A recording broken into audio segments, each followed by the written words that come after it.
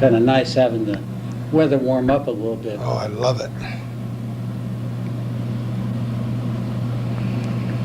Just a few days before Valentine's Day, 2004, Calvin Castine and Gordy Little and Mr. Bob Smith, right here at his corporate offices in Plattsburgh at 9 Platt Hospitality. How are you, Bob? Good morning, Gordy. Just great. You and I have met in many different places for many different reasons, but we've never taken time to get the whole story. Well, thank you. That's what we're here for. Thank you for inviting me. We appreciate that, and we look forward to showing you a little bit about 9 Platt and what we do behind the scenes and all the ins and outs of all these years of effort, I guess. Talk about a metamorphosis. First of all, you have to meet Jackson, because he insists on being part of the show. Look at those beautiful white teeth.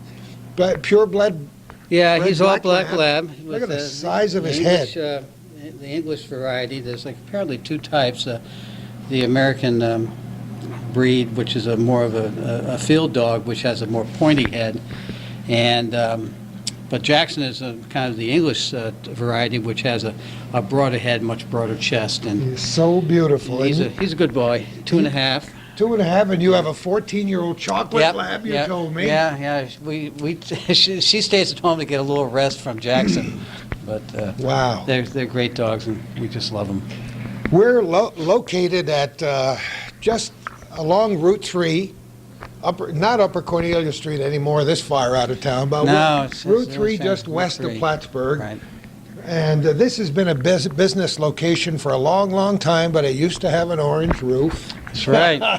It used to be a farmer's field when I first remember it. It was it was nothing but a field, and then in 1965 was when the building... Was it 65? The original building, yeah, right. Wow. Yeah. And that was your dad? Yes, yeah. My father started the business in 1956 on Howard Johnson's on Route 9. And then, yes, of course. And then we went to Watertown, New York in 1962. And actually, in 1958, we were the first food service operators at Whiteface Mountain when it opened up. I didn't know that. Yep. I knew I was here for an education. Yeah. And we had one winter of that, and then moved on. And then we went to Watertown, New York in 1962. 1965, my father, not me at that time, although I was chief cook and bottle washer, I guess, back then. And then in the early 1970s, we went over to Burlington, Vermont, and picked up 2 Howard Johnson's restaurants over there.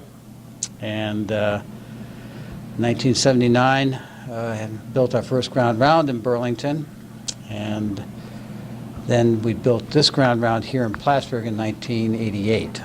So, it just doesn't seem possible that it was 1988. No, it doesn't. It doesn't. It really. I can remember at the opening holding my son Michael, who was 2 years old at the time. Oh my goodness! Now I look up to him. Oh my goodness! Of course, I always looked up to him anyway. But well, we're going to look at Ground Round later too, because it's been beautifully remodeled, and people are raving about it, what it looks like, and how nice it is. Yeah, it's a whole thought of reinvestment and trying to maintain a current style that is appreciated by the customer base. So. We love in this program, our little corner, to talk to people who are in business, who decided to invest their entire futures in the North Country, and I know you've done it on every level. That's what we want to learn about today.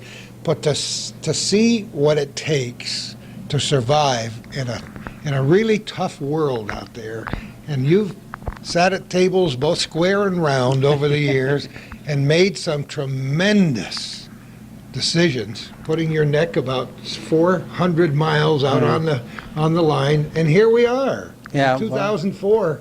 It's been a wild ride for our whole area, and one that I think we take great pride in as a community and as a group of people working together. And it's all about team building and working together and realizing that there's no individual that can be successful. It comes together as a team, whether it's a community team or the team here at 9 Platt.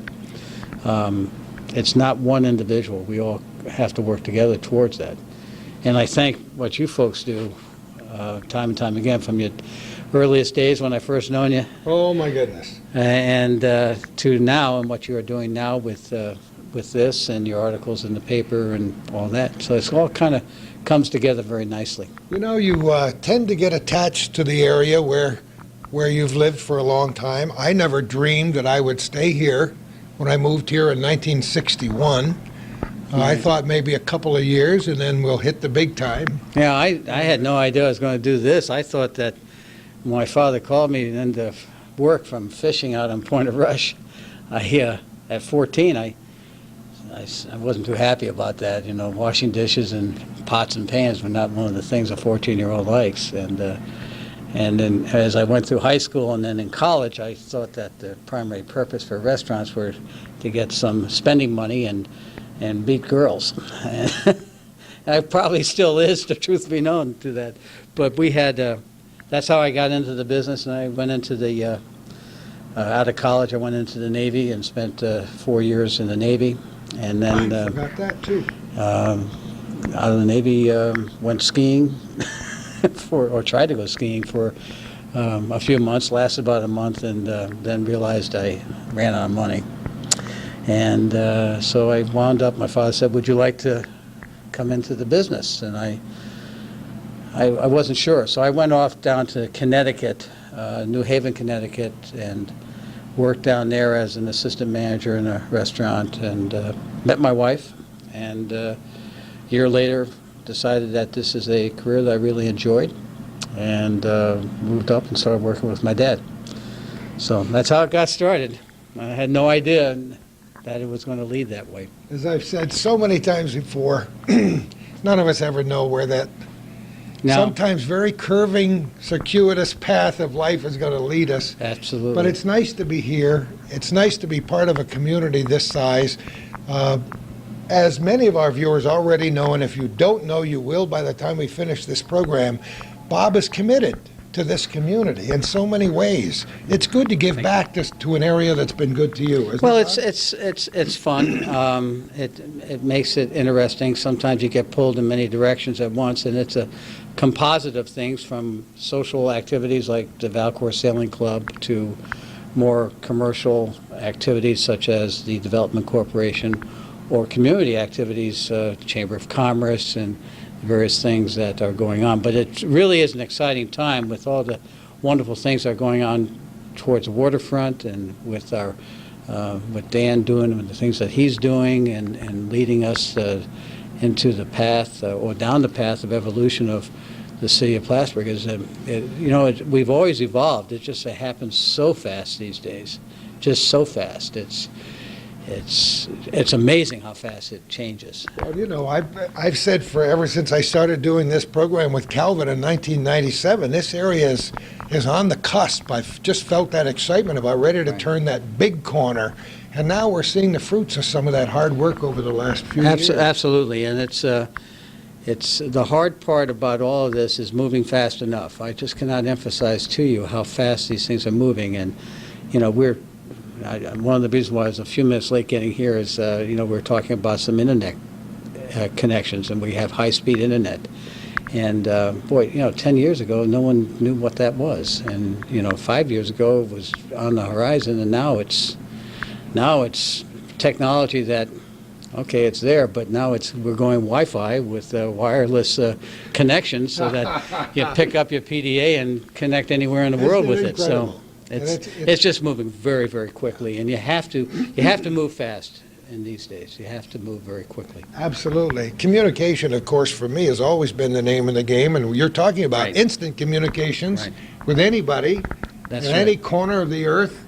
Matt Lauer this morning, I watched before I came to work, and he was, my goodness. Yeah. I was thinking of you with a pair of skis on. Oh, that would be fun. Can you imagine just looking at those mountains? Have you ever skied in Switzerland? Not in Switzerland. Well, French Alps, when I was in the Navy.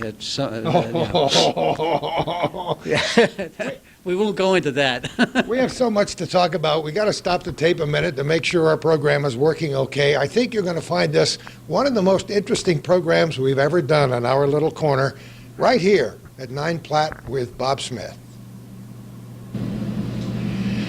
Calvin and the camera are looking out the lobby window here at the Adirondack Northway, and our little conversation as we walked over here from where we originated the interview led us to believe that we should talk a little bit more about the history of this area.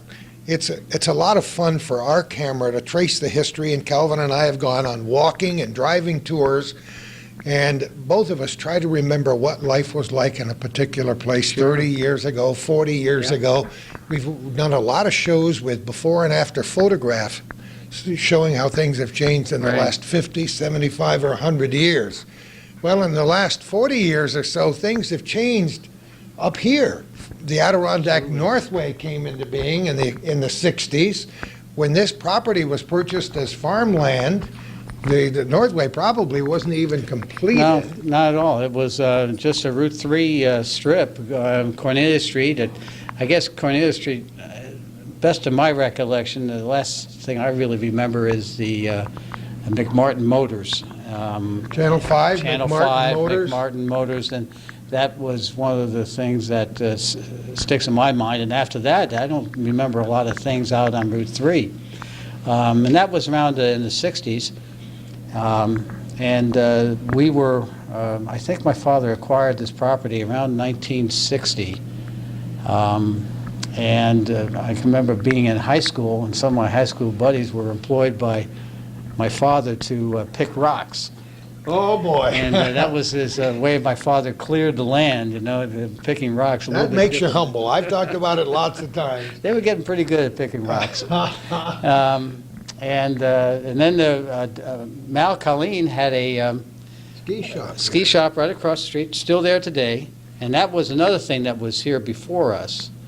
And I can remember that he had a restaurant on the side that served Michigans. Yes, and absolutely. Those Michigans were cut in half to distinguish them from, or the hot dog was cut in half to distinguish them from, Claire and Carl's. Oh, my goodness, I And forgotten that. it was There's a different way. piece It of was a history. grill. It was an excellent. It was a good. I remember going over there, having a great time with it. Goodness.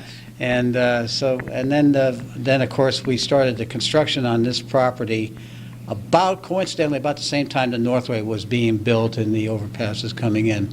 We forgot who owned the property. You seem to remember a cast iron on the deed. That made Calvin I smile. actually have a map upstairs that may show it. I could dig it up. We'll say it's up on the wall. It shows some of the land. Arthur Lefebvre's mother owned the property behind us. Oh. Here. So, and I can remember dealing with that property as the mall was built and whatnot. So there's a lot of history around it. We should dig up someday. It's really fun because many of the people who watch this program are younger than 1962, and hopefully lots of the people who watch this program are older than 1962. In 1962, I had already been in the radio business here 1 year. Right, yeah. So there's a lot of history, and I like to cover that because it gets people talking around the supper table. Right, yeah. Behind us is a weather vane that caught my eye and Calvin's eye the moment we walked in the door. Right. The Hojo's Howard Johnson's logo that dates way back. Probably it was first drawn in the 30s, but popularized Around in the 20s, I 40s. believe. Really? Yeah, and this was the Howard Johnson's franchise was the first franchise development group that was created in the company was created in the 20s sometime, went through the Depression and came out of the recession and had real growth in the late 40s and 50s after the war. And that's when the interstate highway system was being built, and the Howard D. Johnson had the vision, that was the father of Howard B. Johnson, had the vision to franchise and to get locations next to the interstate. And at its high point, it was up to around 650 restaurant locations, and then we developed hotels and inns and lodges, and it was quite successful. And there's only about 5 restaurants left. Ronnie Butler has one in Lake Placid that's still going. I think Carl DeSantis has one in Lake George. That's a seasonal operation. But I think there's about 5 or 6 restaurants left, one of which is on New York City.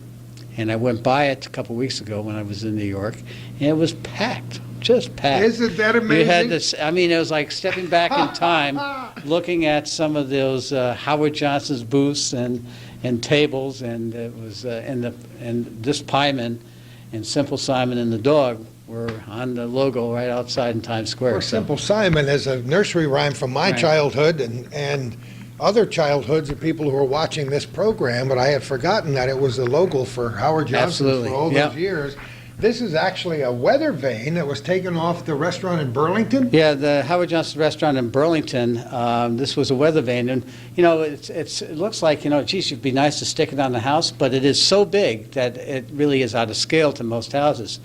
So actually, there was another piece to it down here that had a globe on it, and no kidding. It actually does. It used to work fine, but we decided that this is worth memorializing. So we had Casey Ryder do this in 1990. So that kind of it's a wonderful display when you walk in the door. You know what the first thing Calvin said was? What was that? I could get a couple of bucks for that on eBay. I imagine these weather vanes, there were probably more made at the time. I don't know. I have no idea who made this and whether it was kind of unique to that restaurant. Yeah, it was a part of what they call brand identity, and that was made for Howard Johnson's as a trademark of Howard Johnson's at the time. And I don't know what the status is now, but they're out there. There had to be 650 of them out there someplace. I can remember talking to you when you were laboring over the idea of changing the color of that roof. Right. And there were some, when you look back on it, you must say, boy, those were heavy It's decisions. Difficult decisions, and there's a lot of nostalgia involved, but you really have to keep on evolving and make some changes to some decisions, and we were well served to change to the Best Western Inn at Smithfield and change our restaurant here to Lindsay's and make the adjustments to our business plans in order to accommodate the reality of the world. I remember when you were talking to me about this grandiose, wonderful scheme, and the name Inn at Smithfield. Right, yeah. It did have a ring to it at the time. Yeah. Whose idea was that? Well, actually, the Smithfield Blvd was not named by my father or me. It was Arthur Lefebvre really said that. Give you full credit for it. No, it really wasn't. And it was actually the history on that started off right after 1976 when Bob Sproul, who was an affiliate with Bob Conjul of Pyramid, Bob Sproul had a daughter named Crandall. And right after the mall was opened, the South Mall at the time, plans were underway to develop a North Mall.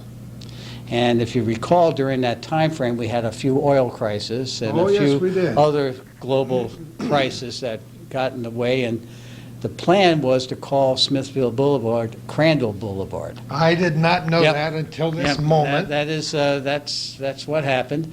And of course, Pyramid decided against that at that time, and we were stuck with having a hard time making left-hand turns into our property. So we were very interested in building some road, and so we took that and sold one parcel of land to build so many feet, another parcel of land to build a few more feet, and so much, and it just kept on going piecemeal throughout the early 80s. And then by the mid-80s, around 84, 85, it came time, the economy was getting better, the Canadian dollar was and the American dollar were closer to parity. And we'll never see that again. Nah, not for a while, that's for sure. But we talked to Bob Conjul of Pyramid, and we said it's time, and he agreed and bought the land from us, and then had to find a name for the Boulevard, and Arthur LaFave said, we'll call this Smithfield Boulevard. So that's how that name got, how the road got its name.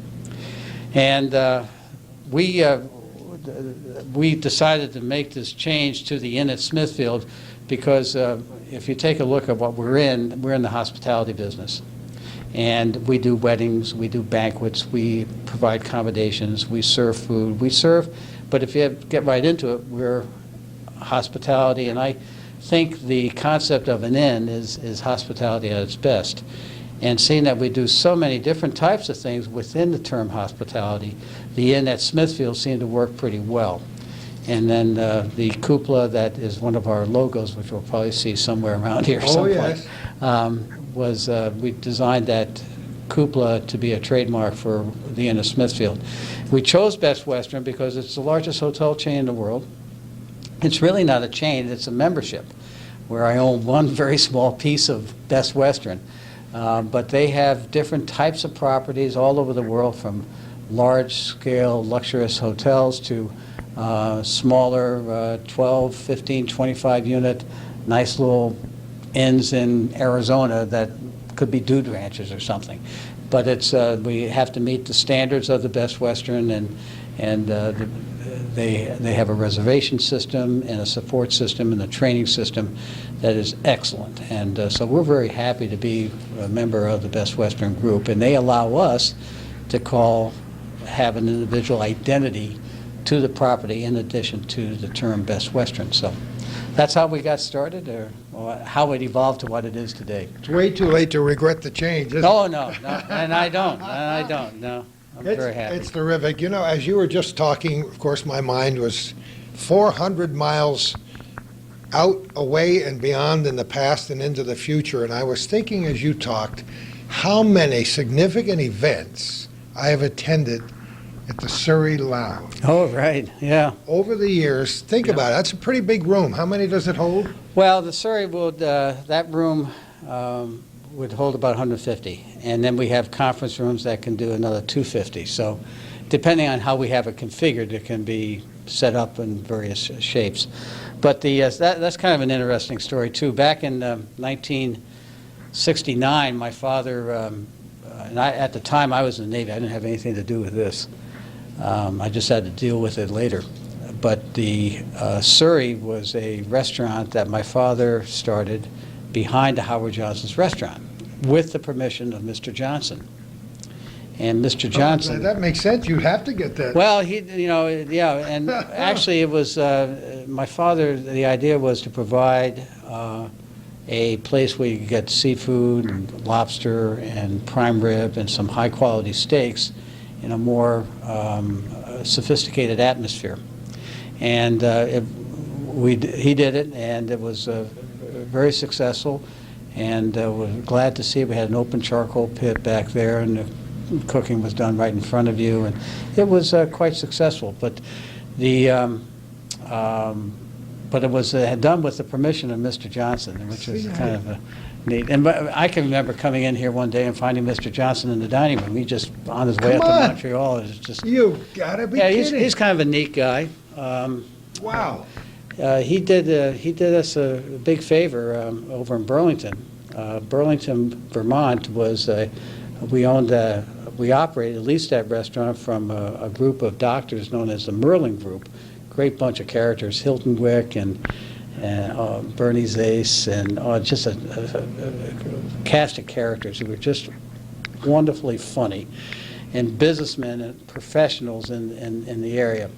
And we had a great relationship with them, and we wound up getting a right to, they wanted to sell, we wanted to buy, and they wanted to sell the restaurant. So we had an option to exercise that. Of course, Mr. Johnson had the first option. And so the people who reported to Mr. Johnson didn't really want us to have that. So we took a trip down to New York, and Mr. Johnson was very gracious and took second position to us. So when it came time to purchase it in about 1990 or so, we did, and I sent Mr. Johnson a thank you note saying, to him that thank you for giving us this opportunity to do that. And a few days later, I I got a 2-page handwritten note from Mr. Johnson, handwritten now from Rockefeller Center. Wow. Dear Bob, he just kind of brought me up to speed, and then closing, he said, give your dad a hug. And that was kind of neat. Isn't that cool? Yeah, it was a very nice gesture on his part to do that, and he had so we had a very good relationship with the Johnson family. It's wonderful. While we're on the subject, let's talk a little bit more about the Smith family, Right. about your dad and your family and growing up in this area. Yeah. Well, my father and mother are doing great. They're in their mid-80s and enjoying the fruits of their labor, I guess. I still write them checks. That keeps on going. Where are they? My dad's down in Hilton Head. My mother's here in town. Oh. And my mom does a lot of volunteer work at the hospital. And Isn't that fantastic? yeah, she's doing great. So that energy is still cooking, isn't it? Oh, huh? sure, yeah. She's doing fine. And my 2 brothers, one is in the jewelry business down in Maryland. The other one is in software programming, networking with travelers in the Hartford area. My sister Terry is in Florida with her family, and she's a grandmother now.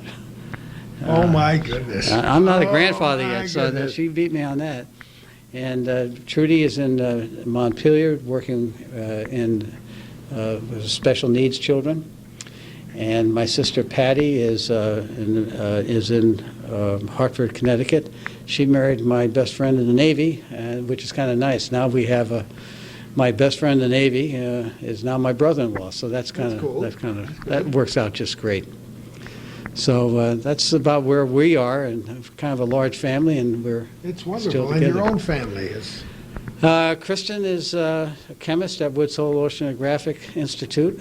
One of my favorite places in the world. Yeah, that's a lovely place, yeah. And my daughter Lindsay is, she's 20, will be 23 in June.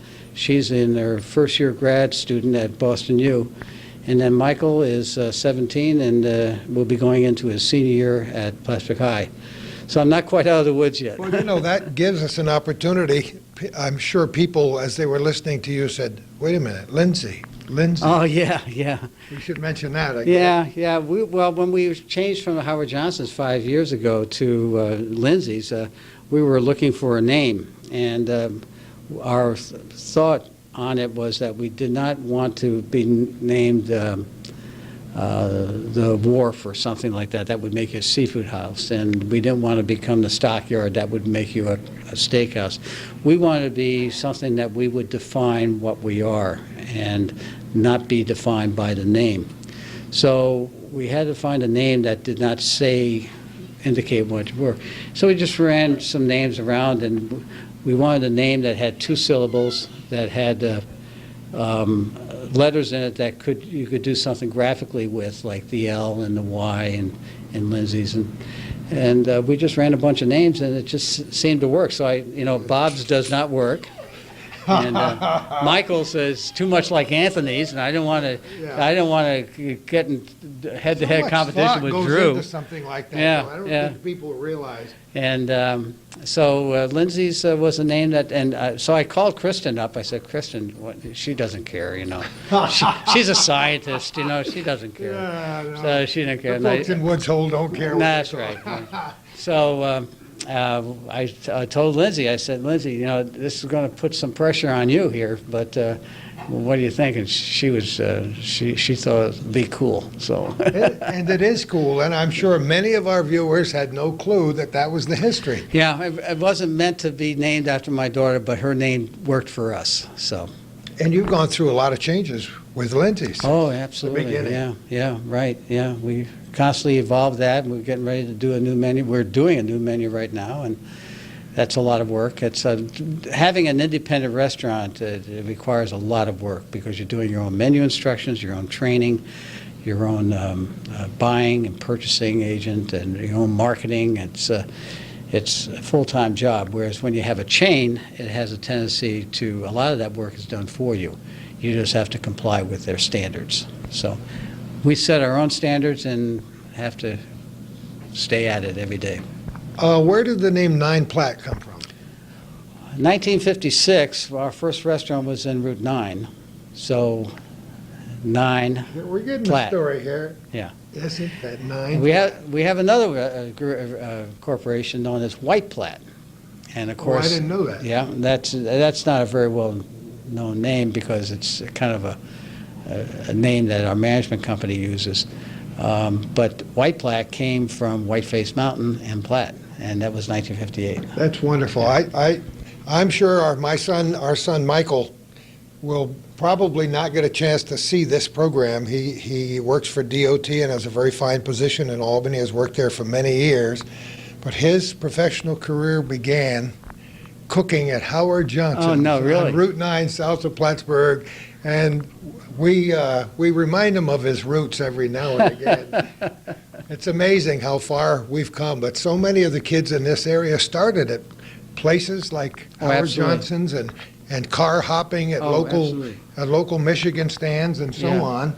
Well, there's no doubt. I think that the hospitality business is a great business to introduce people and to what's it like to go to work in the morning, socialization skills, all sorts of things like that. Use it every day. And, you go to college, you go to grad school, and you have to finance your way through these things. And if you talk to a lot of professionals, I would say well over 50, 60% of them have worked in the hospitality industry somehow because it's just, it needs a lot of people in order to execute the job. Well, you were your father's son, and look where you started in this organization. Well, I still do dishes, Gordy, so. Although not quite as many as I used to. But when it gets hot and heavy and I can't run the cash register anymore because it's all computers and you have Isn't to that work with that all the amazing?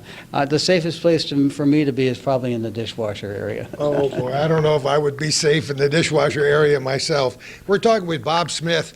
Before we leave this area, these are some things on this wall that you can be personally proud of because you, as I said early on, you love to get involved with various things in this community, and this is a good community for responding to people that do nice things for it. And they gave you special awards. Which you want to mention any of these? And Gee, it's just so nice. they to just get kind of these things. accumulate over time, and I guess the best thing about being in a smaller community is that you can make a difference. You can provide some help. And as you do that, you have more and more people who also want to do it. So it's I think that what I've tried to do in my life is try to pick one thing and try to do it well. And like whether it be on the hospital board, I committed to that, and I committed to the development corporation. Because if you get too involved, and you just water down your efforts. So. That's been something that I try to... You've mentioned two very significant things in this area. Yeah. Oh, that's very important. The hospital is a wonderful organization which has developed greatly. Jackson, what's the matter with you? You're not getting attention, are you? They just want somebody to say hello to them, that's all. But that's true. The hospital, look at how it grows. Yeah, it's Watch how it grows. fantastic. I was involved in some of the decisions on the emergency room and what we have today, and that effort started 10 years ago. I mean, it takes a lot of planning. And look at it, it needs analysis. expanding already. Our All the cameras time. were there the day it opened the door. Now look at it, the new heart unit we've got coming this summer, and talk about being on the cusp. Yeah, it's a great thing for the community, and it's important for people to get involved in that and provide input and observation, because I think any organization, ourselves included, if you do not have the opportunity to get outside input, you become very narrow-minded and narrow-visioned, and you have to have the community members to take a look, step back, and say, what about this, and what about that? And we're very blessed to have organizations that value that type of input in this community. And the development groups that you've been involved with, it's nice to have a little input in the future of this area. This has been a wonderful development for this community to see what has transpired in the last 5-6 years. as we developed the community and worked together with other development agencies. We could have had a lot of conflict between the air base redevelopment and private developers and the development corporation. Oh, yes. That has gone away. We've had a very successful park. We've had a very successful development corporation. There's very successful private developers, and we're integrating communities from Champlain all the way down to Bankers Orchards, to the town of Plattsburgh, to south of us, to Park, to what the city is doing. And it's been a very successful effort as we grow this area. I think there really is a team spirit that people fully realize that success can only be had by working together, and that to be successful, someone else does not have to fail.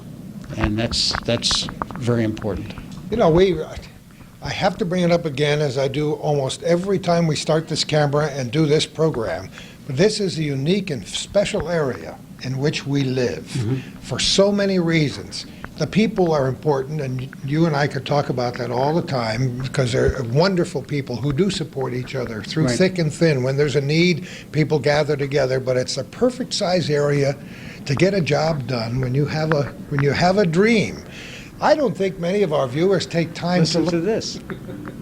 Hear that? Hear that? That's a Pratt & Whitney 747 going over, I Listen believe. to this, huh? See? And that's a perfect timing for that plane to go over, because that's an Bob planned it. indication. We just had to have a flyover. Yeah. Huh? I said, okay, you guys, about 10 minutes to 10 in the morning.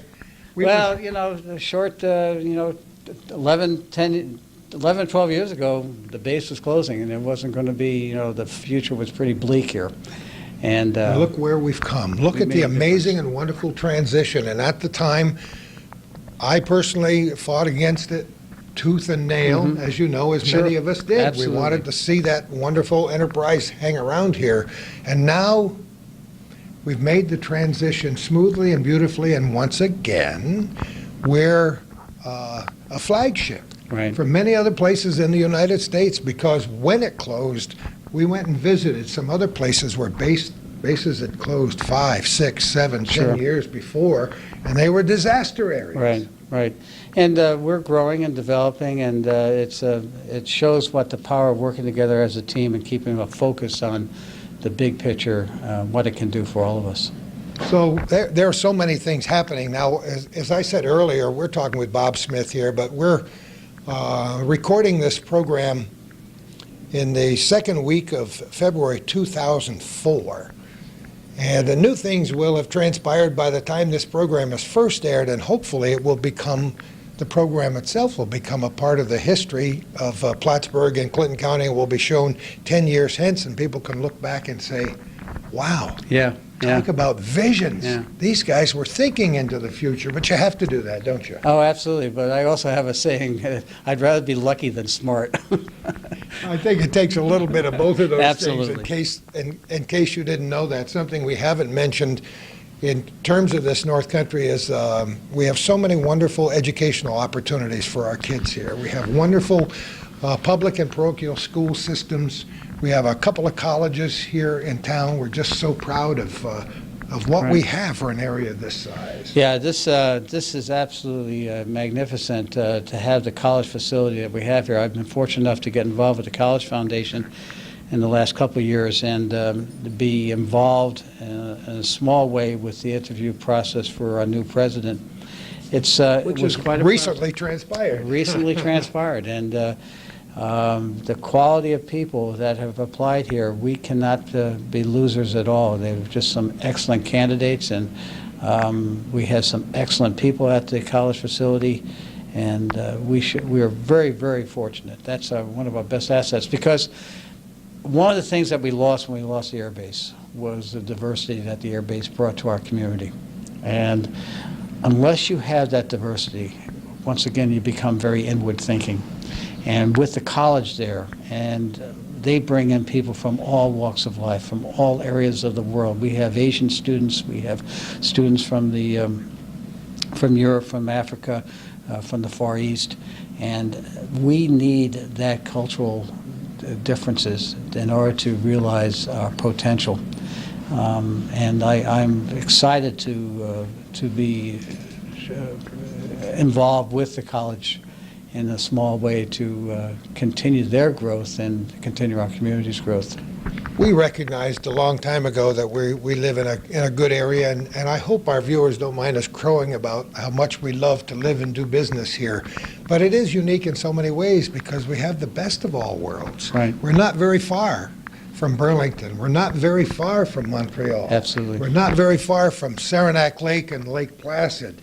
And really, we're not very far from Albany and No. New York City these days. No, absolutely not. 2 weeks ago, we were fortunate enough to have a couple of families, the Meyer family, Smith family, meet down in New York, and we had a great weekend with seeing plays and then going out to various restaurants and going down. You know, I hadn't been down to New York since 9/11, and I found that I had to go to the World Trade Center. Did you really? I had to go there, and I equate it to the Vietnam Memorial. It kind of really, how can you help what it? an How what can an you help impact! it? What Yeah. an impact it had, and of course it's in various stages of rebuilding now. It's just an awesome site. But you're right. You know, we that was a short 5-hour trip, a nice, pleasant train ride from Albany down.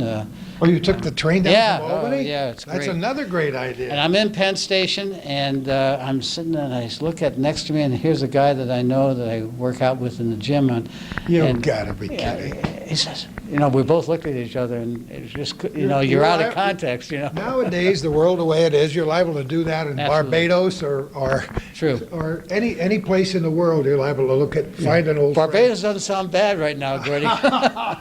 We've had an interesting winter. Thank goodness, as we're recording this, the temperature's in the 35-degree range, and I think that's a wonderful idea as far as I'm Absolutely. concerned. Absolutely. Bob Smith, we want to talk a lot more about 9 Platt Hospitality and the properties here and your vision for the future, and we'll do that. Don't go away. For many years, I would be accused of sticking a microphone in the face of somebody who didn't want to be interviewed, and now I have the luxury of adding pictures to the sound. And once again, we've surprised somebody tremendously, and it's not fair, Julie. Yes. But what's your last name, Julie? Kramer. Julie Kramer, the comptroller of this organization. How long have you been aboard? A year and a half. Only a year and a half. Time flies when you're having Yes, fun. Yes. Where are you originally from? Mariah. Wow. See, Very you will Way have, to the big city. I'm in the big city, Plattsburgh now. you live here now? Yes, I live up in I was Saranac. going to say that'd be a fairly long commute. Saranac's a good place to live. Yes, You it are is. Top of the It's world nice. up there. Yeah, that's where my husband's from, so it's a nice area up there. Really? Mm-hmm. Oh, that's terrific. Well, we're not going to put you on the spot any longer. We just wanted to say hello and get your smile on television. You have a you. wonderful day, Thank you. Julie. See you later. I remember taking a little walk with you some years ago when you were contemplating this major change, and you were showing me some of the rooms and Right. what Yeah. plans you Yeah. had. And so there's a little water over the dam over those years. Yeah. Yeah, it is. We actually renovated the entire property back in, I guess it was 1998, 99. And, you know, this is, I think like most businesses, it's like the Golden Gate Bridge. You start on one end, and when you're done, you go back to the other end and Oh, start yes. painting again. That's about what we're doing. In fact, we have 12 rooms under renovation right now. Do you? Yeah. And this, what we just walked through was a wing that we built in 1988. This particular wing was built in 1976. And we have, it just keeps on growing and growing. But we've made a few changes to it. We've taken a total of 4 rooms and combined them and made them into 2, so we have suites in there. So we actually dropped our total rooms down to 118, and that's worked out well. The suites have a jacuzzi, and you know, it has a private sitting area and sleeping area, and it works out very well. I realized in the office before we left when the camera was off that you said over 200 employees Yeah, for 9 Platt? Yeah, we have About 225 employees in total between the ground round in Burlington, Plattsburgh, and Lindsay's and the Inn. So it's a. What does that pool look inviting? Yeah. Oh, wow. Yeah. We can take a quick look in here. If you Sure. That's our chief engineer. Say hi, Mike. Mike is our. We have really two. Mike's our chief engineer. We have another guy by the name of George Stefaniak. These guys have. There's a backup piece of equipment for everything we have here. Really? And sometimes two or three, because you have a we probably have about 130 toilets around, and you're going to need flapper valves and things like that. And you can think of all the things that all the mechanical pieces of equipment that we have and the parts that have to be kept on order. And I'll be taking you through their workshop to show you how organized it is.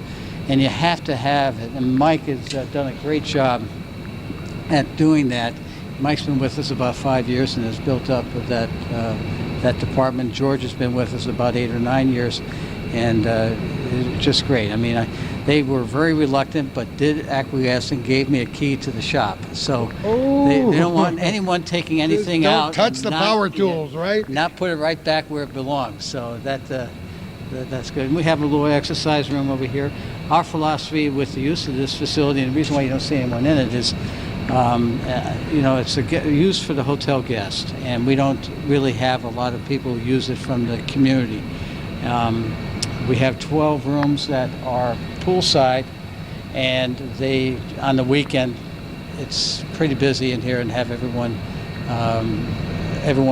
families enjoy being here for that type of relaxation. This was built in 1976, and short of doing some work on the carpet, and making for a nice non-skid surface, resurfacing the pool, and putting this the siding up on the insides. That's all we've done to it, and it's been a great, strong facility. And we're very, very happy. Those beams don't look like they're going to come down. No, they'll be up there for a few more years. Soon. It's hard to believe that it's been around that long, huh? It's coming up on 30 years. Wow. Yeah. That's incredible. The pool Wow. was built 40 years ago. Was it really? Yeah, 1965, almost 40 years ago. So we just resurfaced it, and that 40 years we resurfaced it twice. We did it, I think, 4 years ago. And it holds up. You do it right the first time, and it stays like that. You got it. Well, that's the plan. You got to do it. I think while we're mentioning that, it's important, I think, to give credit to your employees, because without key people in key places, you're in bad shape, right? You don't understand the detail. That job that's being done right now is a very important part of keeping that pool the way it is. And it's so nice for me, very rarely do I walk in and find something that it has not been addressed. They're on top of things all the time. And our housekeeping staff, people don't know me, and I walk down the hallway, they don't know who I am. I'm just another guest. They have all the interaction with the housekeeping staff, the people who take care of the rooms, with Josh, who is our houseman, who makes sure that the guests are taken care of. They need extra towels and things like that. Charlie at nights, and that's 9 Platt.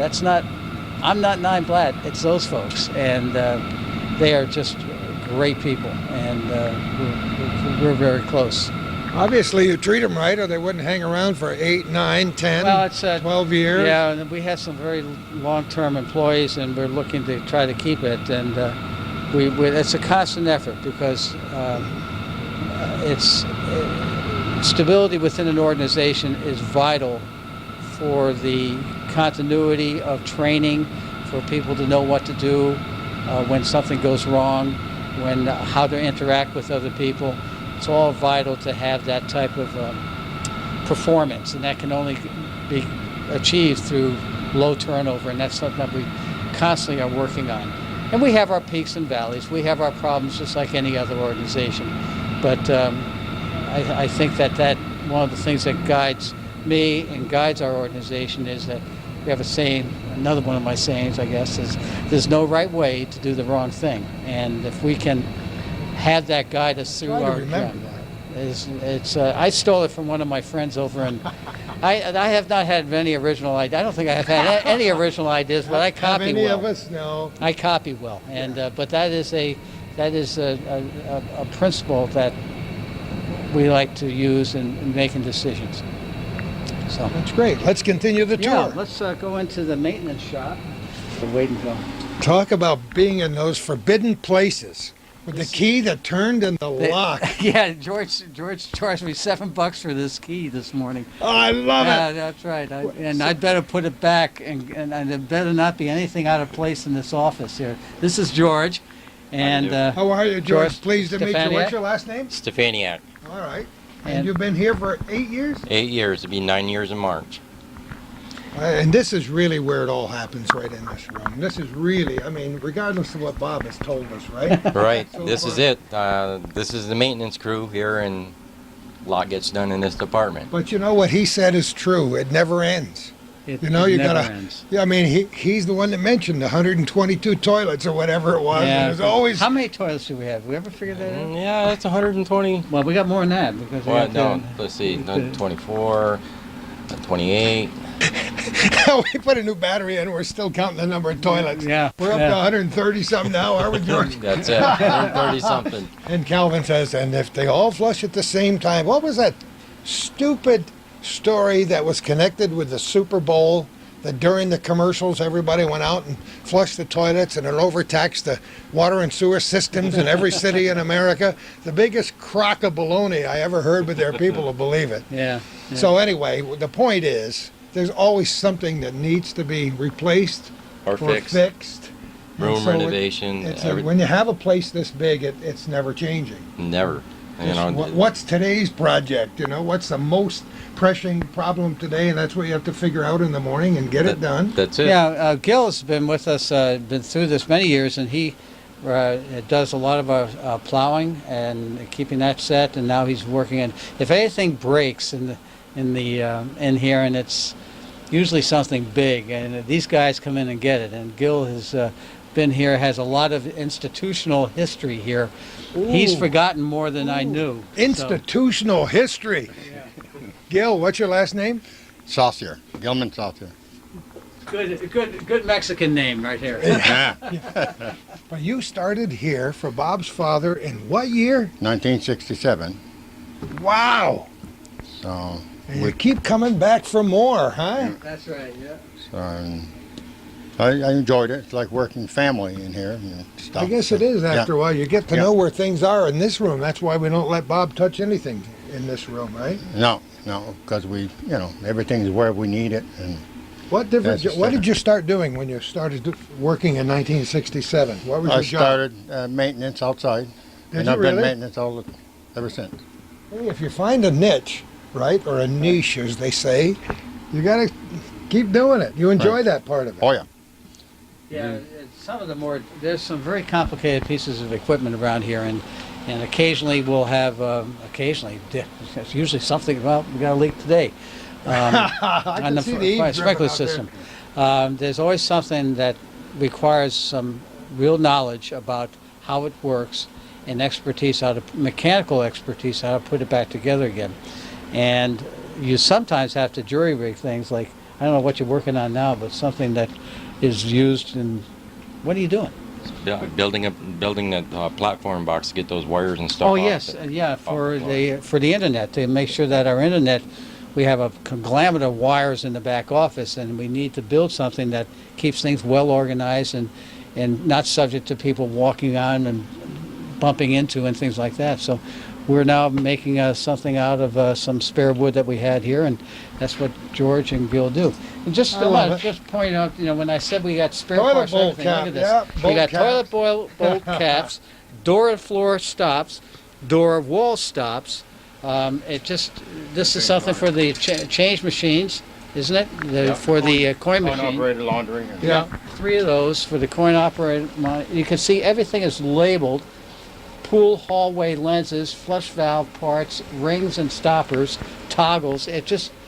it just goes on and on. Nothing The more spare frustrating. TV. Nothing more frustrating than not having what you need when That's you it. need it. When you break down on a Sunday, where do you get this stuff? Yeah. Yeah, that's the whole thing. You know, And- you gotta have a lot of spare parts on And you. when you have paying customers, Well, they don't understand the fact that you don't have a toilet bowl bolt cap that in stock, and all they want is their toilet to work, you know, and that's not an unreasonable request. But in order to fulfill that, when something does break, you got to have the part, because we all know it doesn't break at 10 o'clock on a Tuesday morning in the middle of February. It happens Middle of the night. middle of the night or something like that. you know what? Kay and I are not really world travelers, but our kids have been so kind and sent us to some far off places in recent years. And we went to Scotland a couple of years ago, and things are so different in beds and breakfast and Yeah. hotels in the UK than they are here. Mm-hmm. Everything's different. First of all, you got DC power instead of AC power. You got toilets that flush entirely differently. The flush handle's on a different side. The showers are completely different. The hot water systems are completely different. And that was, you know, when you used to jumping in the shower and taking a shower in the morning, and this time you turn the water on and it comes out after a while, and then it gets hot after Yeah. a while. Well, Altogether different in this yeah, country. we have 2 boilers, 3 hot water tanks, and we have circulators pumping water throughout the entire property all the time, so that there's immediate hot water available all the time, and it's just on demand. And so we just keep on circulating that hot water throughout an entire system, so you never have to leave the hot water on and run. You know, that's what the public demands, you know, so.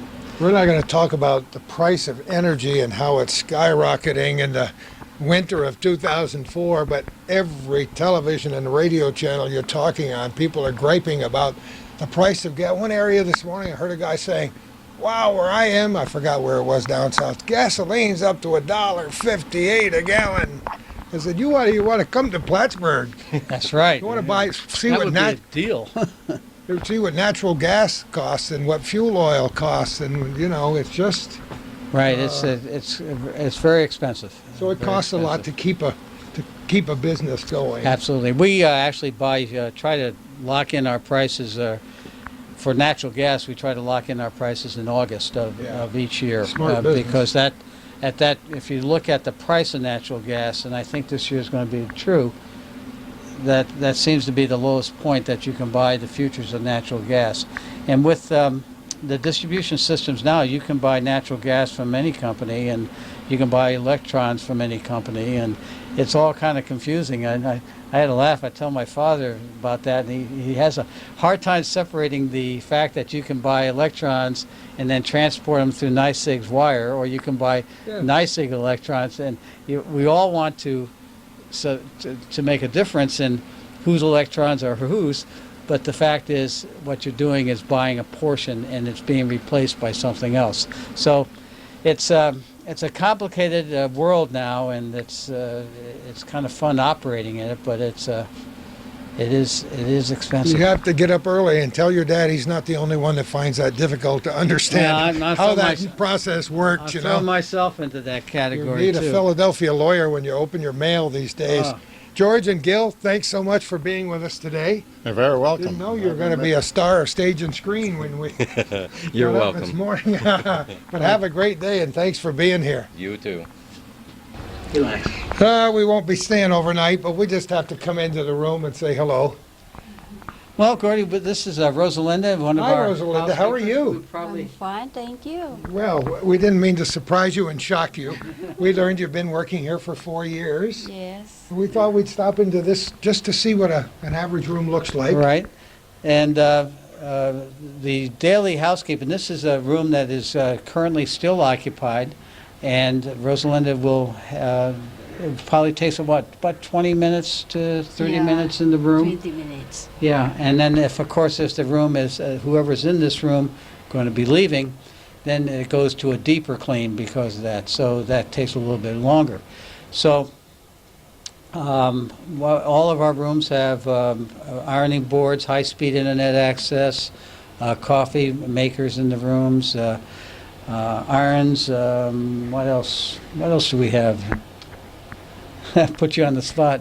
But So- and you say every so often you do redo the walls? Yeah, we'll redo this wall. These are smoking rooms, and it's a pretty good example of what happens to smoke. And we only have about 24 rooms that are smoking rooms, and we have to replace the wall covering routinely here much more often Oh, you than do, yeah. non-smoking rooms. Yeah. And so that is part of the process, and it really makes you understand how smoking is not good for you. Yeah. So, but there it is something that is legal and something that you have a right to do, and we accommodate them. Even though in the state of New York there's no smoking in public places, hotels can have designated smoking rooms and non-smoking rooms. So, See, I learned something else today. yeah. Thanks, Robert. Thanks, Rosalinda. See you later. You were saying? One of the things that we do for security in a hotel is to make sure that the room is blocked by the cart for the protection of the housekeeper. Security is something that's very big in the industry, in all industries. We one of the things we don't do is we try to stop the people from delivering pizza in here. Not that there have ever been any problems, but we like to know who's coming and who's going in the hotel, and that we therefore keep a careful watch on that. So if you're staying in a hotel and order a pizza and the front desk says your pizza's at the front desk, the reason for that is security, because that person delivering the pizza, we don't know who it is.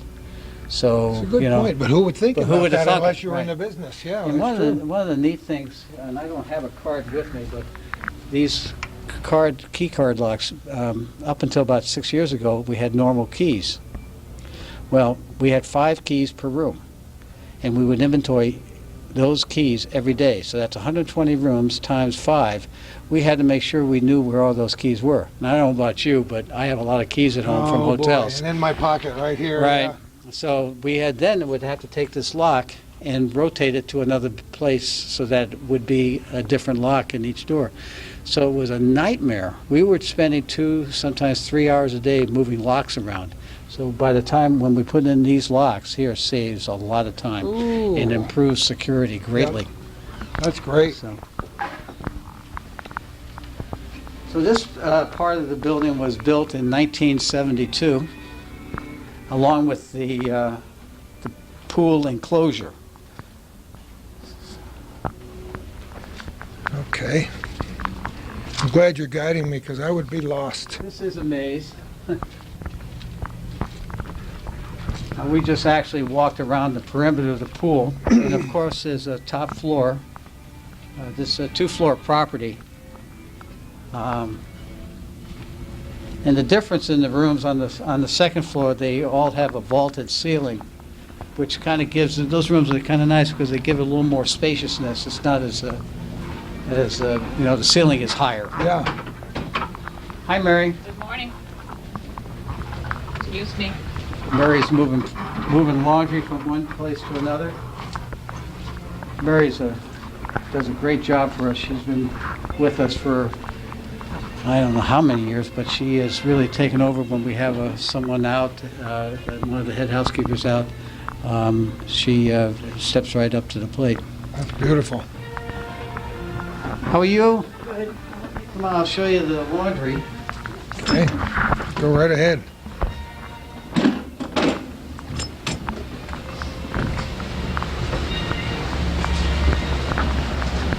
This is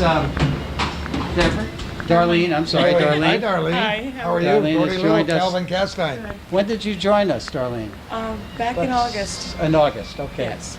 So Darlene's been with us since August, and it does numerous things, one of the laundry and also rooms, and one of the people who meet a lot of the guests. And as I was saying, it's so important to have her and It's her nice to meet smiling you. face. What's your last name? Macintosh. Oh, Macintosh. There. Perfect, They perfect. named the apple after her. Yes. I love it. Nice to meet you. Nice darling. to meet you. Thank So you. this is our laundry, where we keep a lot of storage, and some of our storage for immediate. We know, obviously, we have more toilet paper than that here, but this is kind of a loading area for the maids' carts and things like that. And back here is where we actually do the laundry. So we have a constant process of laundry, folding, stacking into linen rooms, onto maids' carts, into the rooms, back into the laundry again. So it operates usually about 8 hours a day. It depends on obviously the load on the hotel. We just recently made a decision though to take some of the load off of here and rent our linen for our banquet rooms and dining rooms, because it was it made much more economic sense, because we have to have linen for up to 300 people, and if we're only doing 25, we don't need that 300, so we rent what we need from one of the local companies in town, New Way, in fact. Background is all natural gas. These hot water heaters are only for the laundry, because we can imagine we use a lot of hot water to power these laundries when we're. If we did not have that, we would be in a position of drawing down our supply for the rooms, which is considerable. The vents over here, and over here you'll see vents. That provides combustion air for this room, because with all these heaters and with these gas-fired heaters here, we need a lot of oxygen, and you can wind up having carbon monoxide problem if you don't have it. So we have carbon monoxide stations here, and smoke detectors, fire heat detectors, and all the stuff that are tied into our security system. It's amazing, but the general public would have no idea what was going on in here unless we brought them here. That's the beauty of it. You have to, rely on it. Right now, it's pretty comfortable in here, but when everything is really working, it can get either very hot or very cold. Yeah, I can understand. Because we need outside air. Yeah, I can understand it. Great, thanks. Give you an idea where we've been and where we're going. We're now entering the registration area. Yeah, this is the public spaces. Last night we had a meeting here at the Valcourt Sailing Club. We have various conference rooms off to my left, and we're just meandering and walking into the public spaces of the building. To our right is the registration area. Oh, yeah. And It's amazing as we walk through, I remember all the different events that I've been to here and meeting people and going to conferences. And yeah, this is really nice and bright in here. I love it. yeah. And so we renovated this room back when we converted to Best Western, and we took advantage of the architectural highlights of the former registration area with the A-frame, and it really fits in well with the Adirondack area that we live in. Really, really does. The building works perfectly to shed snow off the roof, and you see this in a lot of ski lodges, this beautiful pine and thick pine, tongue and groove pine. So we try to take that part of architecture and then blend this in with a more contemporary registration area. And it's worked out rather well with this octagon front desk and registration area. Boy, talk about familiar faces. Oh, jeez. Yeah, I forgot. Yeah, that was Bill McBride's retirement, some other things that go on. It's amazing when you live in an area for a long time, and for me, it's all of my adult life just about. You know the name that goes with every single face. Right. It's beautiful. Right. Yeah, this is very tasteful, very nice reception area. I love it. So out here, we can't appreciate it right now, but we have last 2 years ago, we made a goldfish pond here and a patio where we have, during the summer, or late spring, summer, and early fall, we have our continental breakfast out here, weather permitting. And there's a little goldfish, little, Jesus, some of them are getting to be pretty good size, in that little pond there, and it's been a very popular area. Like you said, you'd never know it now because we're doing this in February, Not now. where things are just a little bit frozen over. Hi, Kathy. This is, come on in. We're going to surprise you, Kathy. Wow. Take a deep breath. Kathy Boyer is our general manager of the hotel, and this is Gordy Little and Calvin Calvin Castine. Castine, we're so pleased to meet you. We didn't mean to barge in on you. Oh, but no problem. You're hardly red in the face at all. No, just a little. Kathy, where are you from? I'm from Westville, which is near Malone. I know very well where Westville is. I Yeah. love that community. I go through Westville every time I head out for camping in the summertime. Yes. Make a right-hand turn off 122, right? Yes, exactly. Head down Route 37 toward the St. Lawrence River. Right. So you drive up here every day? No, I live in Morrisonville now. See how Yeah. small the world is. So do I, right behind the video store. Oh, really? So, haha, you can wave at me on the way to work every morning. Exactly. That's great. So what's your job? I'm the hotel manager. Oh, that's wonderful. We've seen just about most of the hotels. See most so of the far. hotel, yeah, right. And what you're in here, this is the real back office where a lot of the communications, reservation systems are managed, and it seems like we have more computer screens. It feels like you can take Yeah. care of the Air Route Traffic Control Center for the Northeast here. Actually, we're simplifying it a little bit. It's gotten simpler, but just to give you an idea of some of the wires that piece of equipment that George was building is going to house Look at some the of spaghetti. this spaghetti here. Isn't that amazing? So we're working on trying to get things organized, and when you bump into these pieces of equipment, it can affect the internet connection or our central reservation system or any number of things. That's the age we live in. Communications. Right. You gotta have things hooked up with each other all over the in place. an hour or two, we'll be baking cookies here. This Okay, is I'm our ready. Cookie Actually, baking I machine can't. right here, and we bake fresh cookies every day for our guests coming in. I thought you were kidding. No, that's serious. Come on, and that's not your job. Yes, To yes. bake It took me the a while cookies? to learn. Time but- to bake the cookies. Yeah. Time to make the cookies. Kathy, give me a little bit of your background. I've been in the hotel business for probably 6 to 7 years, and worked for a hotel company that transferred me between Maine and Florida. So I did a lot of traveling, a lot of different hotels.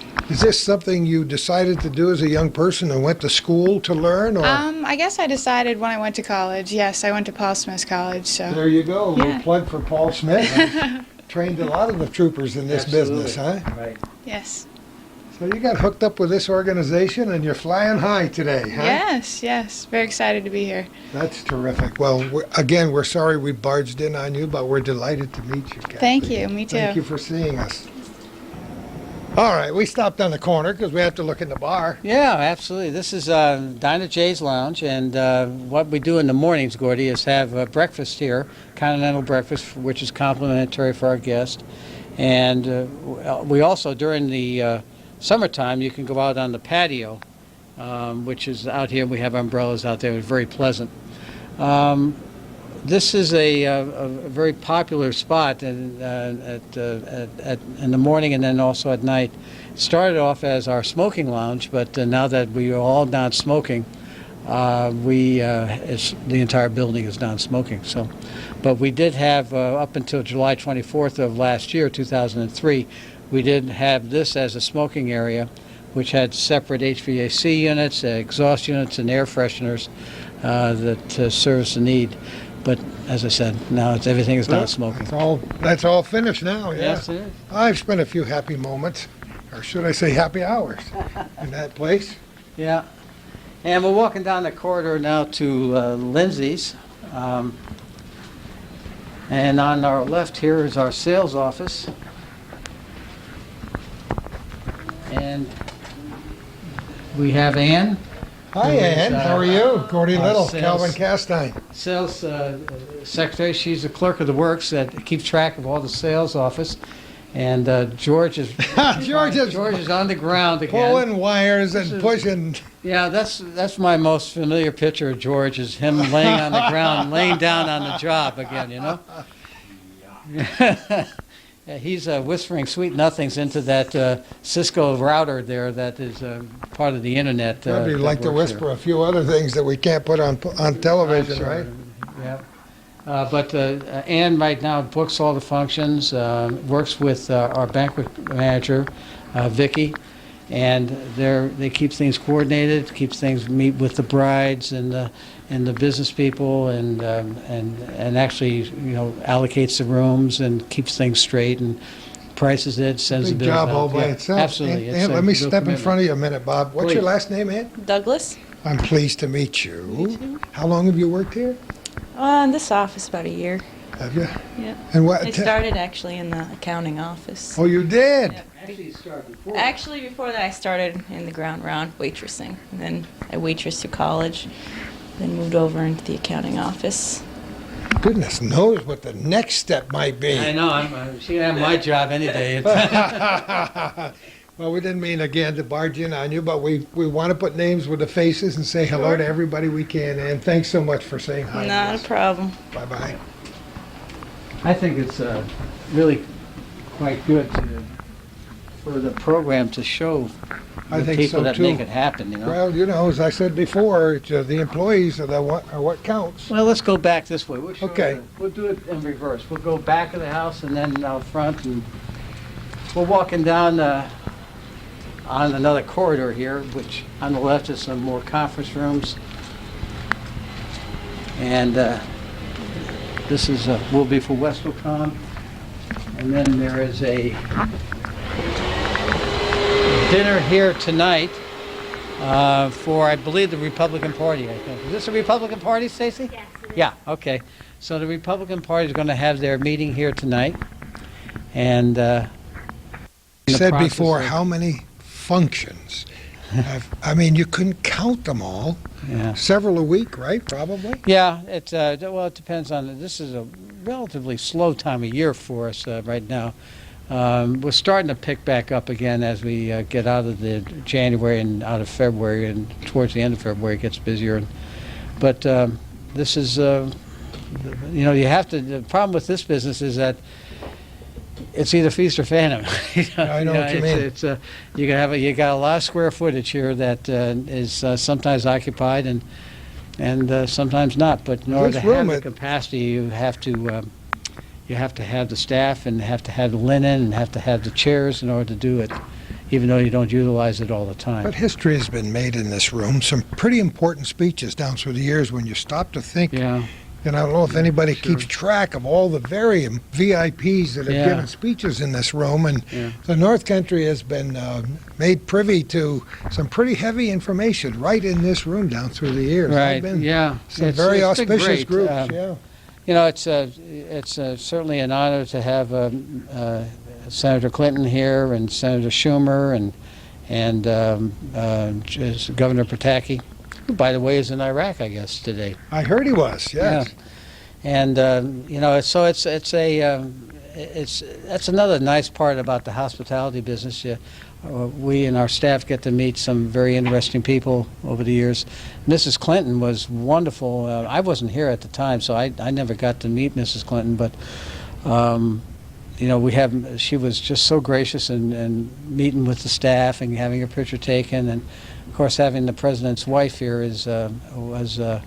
was an honor, and the Secret Service was great. And what I recall hearing from the employees is they couldn't believe how nice the Secret Service was and how polite people were, and it's just it was a very nice experience for our staff to go through, and that you kind of sometimes prejudge things the way that you think they are, and And it turns out fine. it turns out different. You have quite a few local organizations that have met here through the years. Yes, Rotary and Lions and Kiwanis has been here, come and gone a few times. So that we have a lot of that. In fact, AM Rotary was in here this morning. So Were they really? Yep.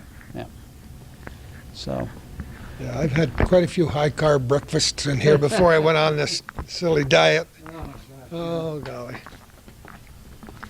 But it's a great room, and this room's been here for how long, Bob? well, we built this in 1976. Oh, boy.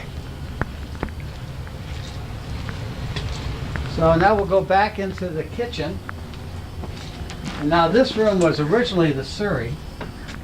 Yep. And this was our Surrey kitchen. So we actually had two kitchens here, still do. But the The Surrey was a difficult restaurant to market and merchandise because of the fact that it was behind the Howard Johnson's restaurant. So we decided in the mid-'90s that we would only operate one restaurant and then turn this into a banquet facility, and that has worked out well for us. But back here is the banquet kitchen, and there's soup kettles and all pieces of equipment that you would need to execute a large function and have the serving area in order to plate the large functions and things of this nature. So we have a walk-in cooler back there, or one of two. And now we're walking back towards the front of the house to Lindsay's restaurant, and this is Barbara, who makes Hi, Barbara. How are you? a lot of our salads and our prep work. Smells good in here. I love the smell of peppers anyway. Yeah, Just walk yeah. by the fresh peppers. Mmm, yummy. And this is where we put it all together to do the prep for the lunch and dinner. Stock rooms, and this is the cooking line. Now Marvin just assembled. Marvin has been 16 years. 19. Gee, 19. He only I looks lost about 3 years. 22. I lost 3 years. 1985. Come on. 1985, yeah. What's your last name, Marvin? Marvin LeDuc. Glad to meet you, Calvin Castine, Gordy Little. Right? You're going to keep doing it till you get it right? Is that it? Something like that. That's great. That's why they keep me around, because I keep getting it right. Oh, That's right. I think, There you go. Okay, There you there's go. another line. Confidence there. Another good line. It's nice I consider it a privilege to be able to get behind the scenes here and see how things work. in Yeah, the well, kitchen. That's great. earlier today, Marvin, every day there's the nice thing about having a restaurant that's only open for lunch and dinner is that it gives you a chance to really break down a piece of equipment and clean it. He was taking apart the charbroiler this morning and making sure that we got good heat distribution by virtue of, you have carbon buildup on things and you got to keep those things clean. So, that's one of the things that he did this morning, and now he's preparing lunch, double crocking the soups and getting things ready to go out for lunch. Oh, yeah. Barbara, too. You used to do breakfast here, right? Yeah, For a while? yeah. Yeah, I was the main breakfast cook. He was the breakfast cook. You were, huh? Of course, I was the original breakfast Yeah. cook. I was here before you. I actually spent many years on that, many summers in fact, I was the opening breakfast cook, and I planted myself in front of that grill and stayed there for about 7 or 8 hours and cooked hotcakes and eggs and Did things you like really? that. Yeah. And then got in at 5 o'clock in the morning. That was during the Expo 67. Remember Expo 67? Oh, my Montreal? goodness. Yes, we do. Calvin's Well- beaming. Of course we do. Well, we're dating ourselves here, but I was the breakfast cook, and I would get in there about 4:30 in the morning, and we would open at 6, and I'd get everything ready, and we actually opened a little bit earlier, usually because there's 5 or 6 buses coming in from New York City to go to Montreal, and this was a great stopover. So they stopped in, and I just lined it up with hotcakes and eggs, and Just keep 'em coming. keep 'em going, So that's how we. That's how I got familiar with that, intimately familiar with that grill. Yeah, that tends to happen. That's the same grill, by the way. Yeah. Oh, yeah. Marv, good to meet you. Nice to Have meet a you, great too. day, my friend. And back here is just a service buffet where the servers pick up their soups and beverages and things like that for delivery into the dining room.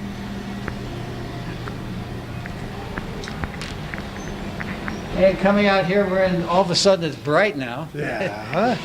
A little distorted as you get used to the different moods and atmospheres, but this is Lindsay's, and we started this out 5 years ago.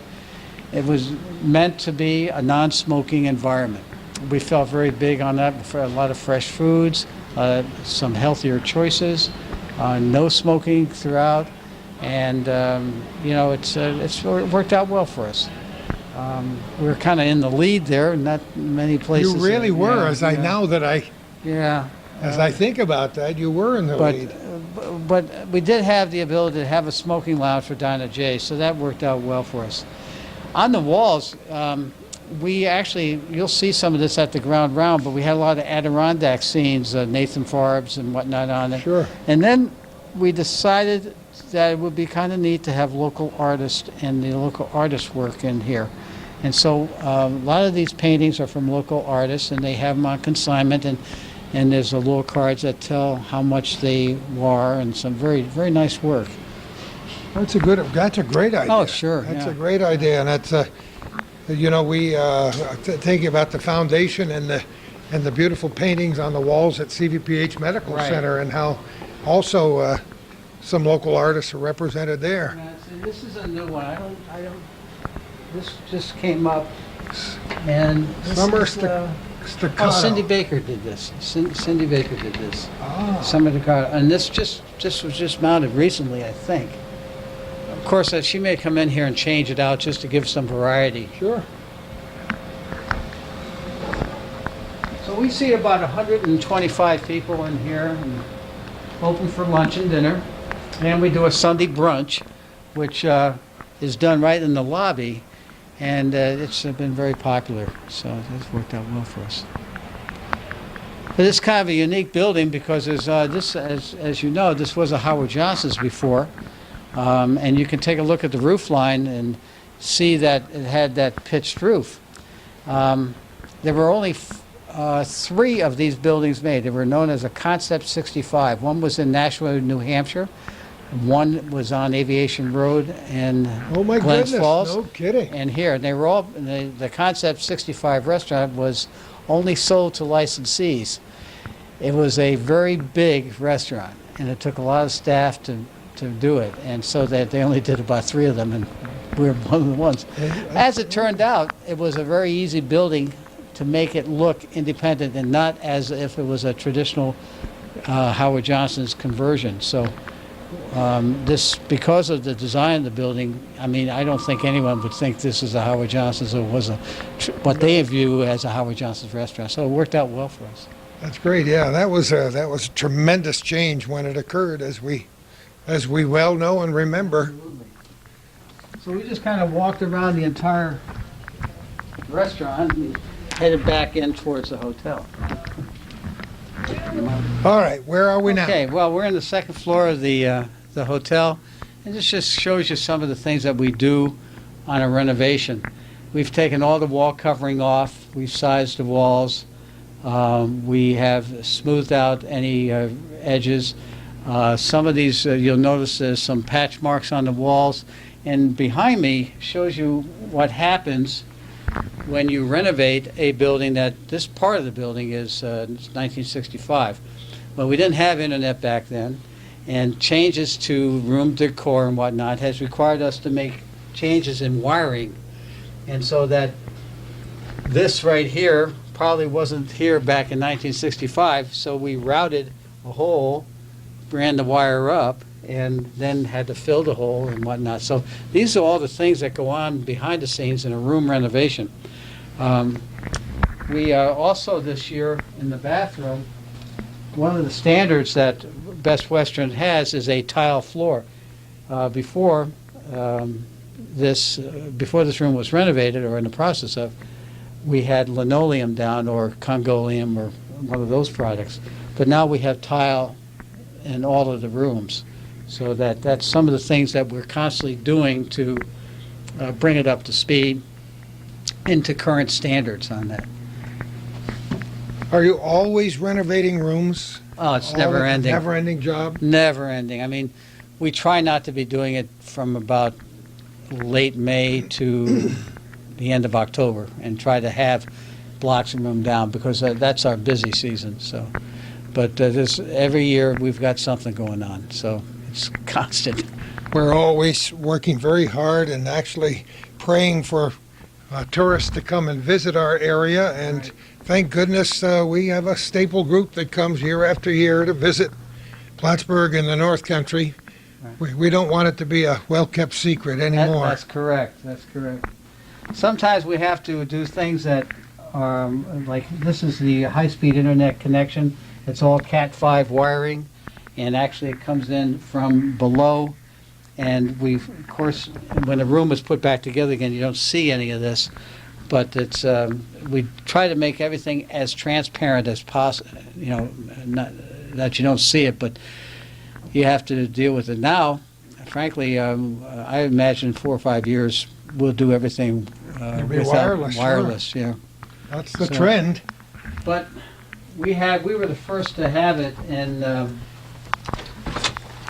first to have the high-speed internet access. And Were ya? it's free for, it's included in the price of the room. So, Well, television set. I really think that when you get to look at it and the way you use the telephone, you can't. I just think the internet is something that you have to have, and you don't have it. it's amazing how ubiquitous it is and how, in the beginning, people said, who's ever going to use that? Right, right. Now, as much of a dolt as I am with modern technology, the internet is a huge part of who I am and what I do now. Absolutely. Contacts with friends and people all over the world who respond to the things that I do in this little community. So Right.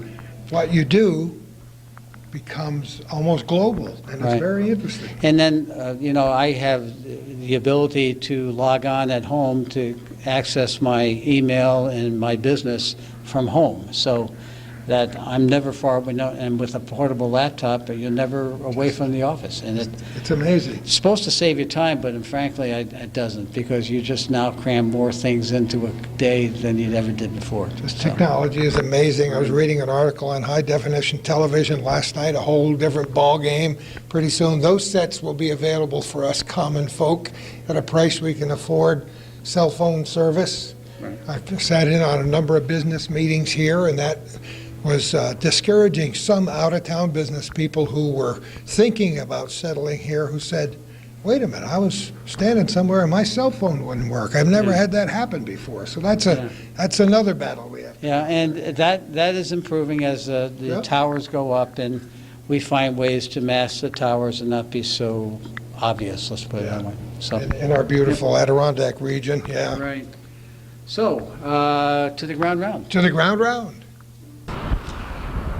Well, we're up a different level and across the Yeah. parking lot and Right. in front of the ground round. Yeah, on the walking up here, you were starting to comment what a change, and what's going on here, Gordy, is that the ground round has been around since 1969, and they have made various different types of prototypes over the years, and it's really important for us to have the same image everywhere in the country. And so they have designed, the new buildings will look very similar to this, and what you see on the front is known as the tower.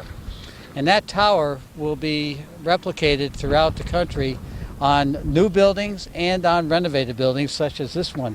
This building was built back in 1988, and the tower is meant to give you the feeling and the impression that this is a ground round. And whether you were in North Dakota or New York or Massachusetts, eventually this is what you'll see. And we're in the process now of converting all these ground rounds across the country to this type of image, both inside and out. So it's very important to carry that. And part of the brand design elements are the awnings, the gooseneck lamps, the coloration, the lights, and the entranceway. So that will define us as a ground round brand. Your new changes have been met with some no small amount of enthusiasm. Huh? Yeah. That's a good thing. Yeah, it's any business needs to make changes and adaptations to its business over the years, and this is something we were 1988 when we first did this, and have now just remodeled it. Hi. So we're entering into the After lobby you. now. Yep. Now, Gordy, you'll appreciate some of these. This is Look at this. Don't you love it? early 1970s. Oh, my. And what we do is a decor package in this building that there's the one who did this was Greenville Antiques out of Greenville, Texas. And what they do is they do research into your local area and find prints and purchase those prints and frame and mat them. You'll note that as we go through this property that you'll see rather large items and not a lot of small ones. And this one over here that we're focusing the camera on right now is the Battle of Plattsburgh, September 2003. We were there. And we were all there, and I thought that was me for a minute. His head is awfully bald. I was down there with the Roducky Derby that day, and I don't Alan and know. I would have been over here on the Yeah. steps at Yeah. City Hall. But I thought that was kind of neat to get that. And I had nothing to do with it. I mean, they just happened to go through the archives and they would pick that print up. Beautiful. And of course, you had the McDonough Monument. Yep. And we're inside the lobby. You stayed open as much Yeah. as you possibly Right. could during the renovations. I Right. was in here many times and tried to figure out what it was going to look like when it was finished. And now take a look at it. Yeah, I'm very pleased with this. We did Burlington, Vermont, 2002, and we did this in the fall, as you know, 2003.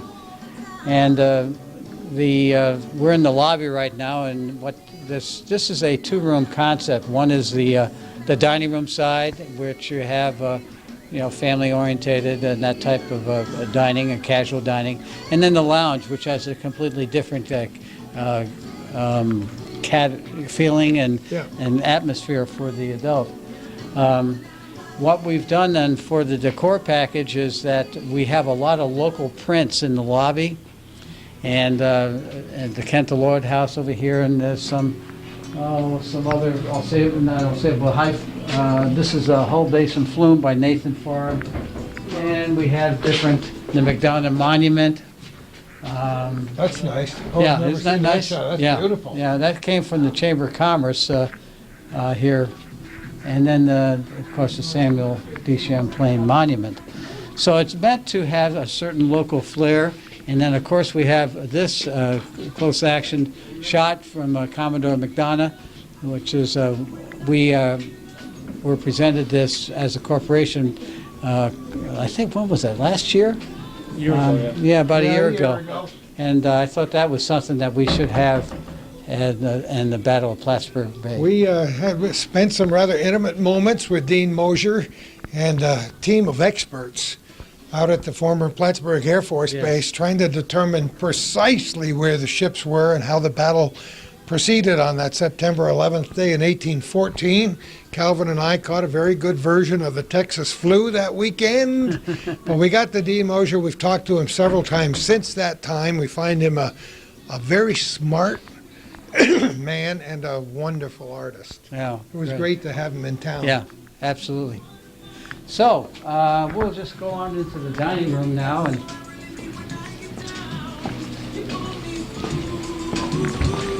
We're just prior to the noon crowd. yeah. One of the things that we did here, and I think the dining rooms always look can look very open, and we've put in what is known as a trellis, and put booths within the trellis, I should say, and there are booths for 6 on the inside and booths for 4 on the outside. And of course, each table has its own lighting, and everything is done in this oak, very rich oak, with a rather large crown molding, which I feel just adds a lot of warmth sure to does. the room. And in this room, you have a little more. Oh, there's a D&H. Oh, the old NH. Yep. And you'll note on the wall here, I feel very patriotic. And I think in the last, since 2011, we've all been. And you'll see a lot of the flag and like that, framed like that, matted like that, and the other wall decor all have a patriotic image to it. That's great. And this is part of a conscious decision on our part to be proud of our heritage. Oh, absolutely. We love to see that. Calvin and I talk about it all the time. Of course, Calvin has been connected with a fraternal organization called Woodmen of the World for years, and have made flag presentations in so many places, and he's given me flags to present to other people through Woodmen, and it's great to see the flag fly and to be patriotic and have that spirit of nationalism. It's great to to welcome our Canadian friends down here. That's right. The more the merrier, and I know many of them come to dine here. Look at this. World's Fair of 1940. World Fair that started in 1939 in Flushing Meadows. And I didn't get to go because I was only 2, and my mother said that I just would have been a pain. Yeah. So my brother, who's 4 years older, holds that over me after all these years. Huh? That's And cool. here's an archway which further breaks up the room, and you know, it doesn't take up a lot of room in the dining room, yet it adds a lot of character and dimension to it. And there's JR, who is our manager, who is camera shy. We got one good smile out of her. We'll get more. JR's been with us 28 years. Oh, only 28 years? Yeah, I We think imported that. her from Watertown. Ah. Chief glass washer here. Hi, This is how are Mary. you? Hi, Mary. And coming back here, this is another room that we've always had it, but what we call now the Adirondack room. And what we're doing is a lot of Nathan Farr prints are back here, and we just, you know, it's a part of our heritage, part of the area that we live in. For some of our viewers who are not aware of who Nathan Farb is, he's made almost a life's work out of photographing Adirondack scenes, and has made some of the most beautiful and well used coffee table books that we see in so many homes and places. I mean, wherever you turn in the Adirondack region, you have a Right. spectacular sight. So he would tell you nature did all the work, and all he did was snap the shutter. We know he had to frame all this stuff, and Wow. we've interviewed him many times in the past, and he's really done some nice It certainly takes a perspective to put that beauty into perspective, I Oh, guess. sure. Or a talent, I should say. So we'll now head back. We'll go through the kitchen and. Hi, man. Hello again. Well, we were having a hard time to figure out where we should put the clowns as far as a wall decor. So I said, what better place to put the clowns In the kitchen. is in the kitchen with the rest of the clowns here. So, Barnum and Bailey, what a great Yeah. print that is. yeah, it is great. Reminiscent of my youth in New York City at Madison Square Garden and the Ringling Brothers, Barnum and Bailey circuses. So this is the waitress pantry area here, and as you can see on the left is our glass washer, which, you know, if you take the flow, we actually designed this restaurant for this purpose, for the flow. If you're coming in from the dining room, you have your dirty glasses, you have your dirty dishes, and then you come over here to some pickup areas. This is so for potatoes, baked potatoes. You plate your food here. This is where we keep our chilled things nice and cold. There's an ice water bath in here. That's the cooking line, our char broiler, the whole area that the heavy-duty cooking is done. And then we come around here for drink pickup and salads, and soups. And so there's a circular arrangement that Makes keeps, sense. because when it gets hot and heavy, organization is everything. And Oh, you got it. And it doesn't always go right. Oh, well. That's the way life is sometimes. It doesn't always go Yeah, right. you gotta roll with the punches. You got it. So back here, okay guys, smile.